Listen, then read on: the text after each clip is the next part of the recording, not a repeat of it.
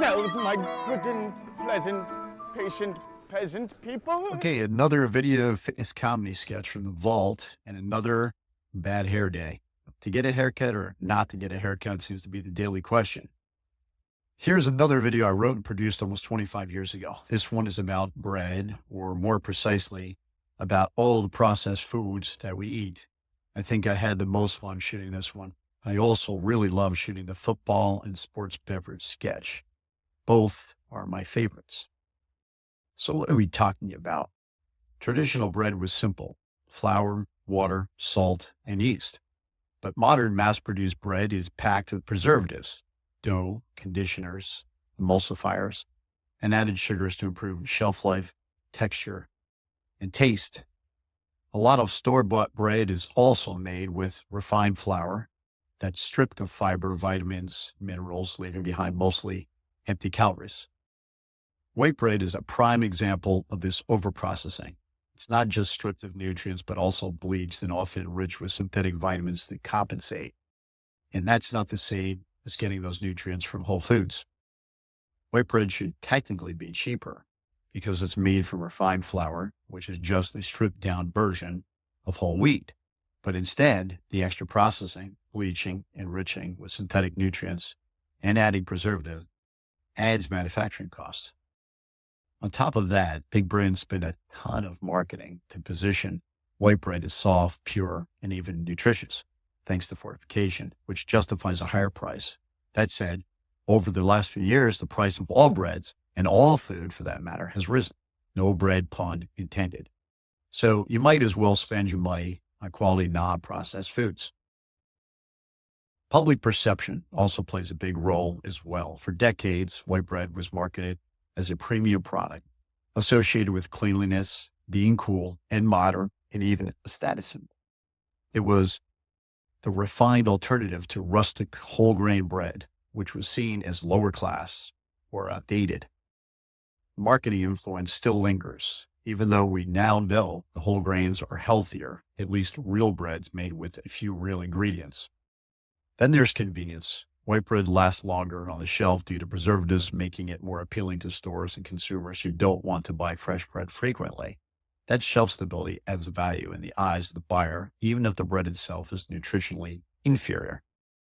So let's summarize and then watch the sketch. So we'll do all the heavy stuff and all the heavy talking, and then we'll watch the comedy sketch. Extra processing costs. White bread undergoes additional steps like bleaching, enriching with synthetic nutrients, and adding preservatives, increasing manufacturing costs. Marketing influence.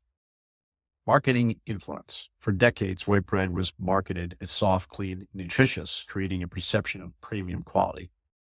Public perception and status. Historically, white bread was seen as refined and modern, while whole grain was viewed as lower class, outdated, for the peasants, if you will. And that'll make more sense when you watch the video. I know, it's crazy.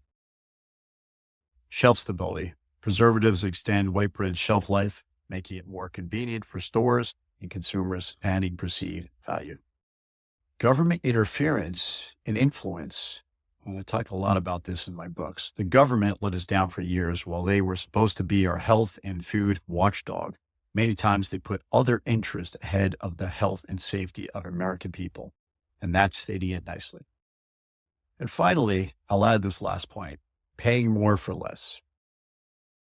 Despite being nutritionally inferior, white bread often costs more due to processing, branding, and consumer perception. It's ironic that people end up paying more for something that's worth less. Ladies and gentlemen. Ladies, please, sir. Ladies and gentlemen.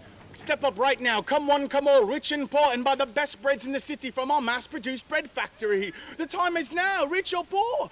The time is now to stop and buy some of the best breads in the city.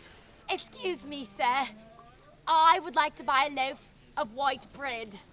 Oh, alas, poor beggar boy. I have no more white loaves to sell today, but I have plenty of whole grain bread and nutritious rise here this day. I do not want the other breads. The rich. They have eaten the white loaves for years, and we cannot afford it. Me wants the white bread. Hooray!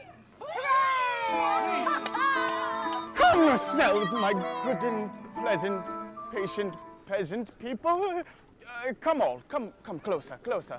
No, not that close. Listen, you'll gather round so all may hear.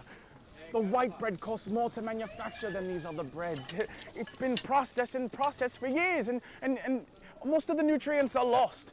And because of that processing, only the rich can afford them. But now, these breads that I have for sale here today, they're actually more nutritious. I suggest you all come hither and buy the breads that I have for sale here today. Methinks me shall have a loaf of white bread, if you please, sir. Hooray! If you enjoyed this video and want to learn more about this topic and many more about health, fitness, nutrition, motivation, inspiration, and wellness strategies, check out my 2 latest books. The first one, The Biomimetic Body. I know, it's a tough name. What was I thinking? Fitness strategies from the animal kingdom and the 16 elements of fitness. Biomimetics basically means imitating nature to solve problems. And in this case, I used biology, chemistry, and engineering to solve exercise and nutrition challenges.